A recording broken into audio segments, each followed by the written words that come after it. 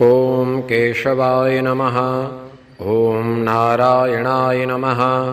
ॐ माधवाय नमः। ॐ गोविन्दाय नमः। ॐ विष्णवे नमः। ॐ मधुसूदनाय नमः। ॐ त्रिविक्रमाय नमः। ॐ वामनाय नमः।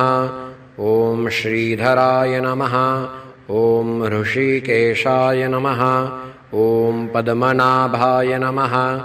ॐ दामोदराय नमः। ॐ सङ्कर्षणाय नमः। ॐ वासुदेवाय नमः। ॐ प्रद्युम्नाय नमः। ॐ अनिरुद्धाय नमः। ॐ पुरुषोत्तमाय नमः। ॐ अधोक्षजाय नमः। ॐ नारसिंहाय नमः। ॐ अच्युताय नमः। ॐ जनार्दनाय नमः।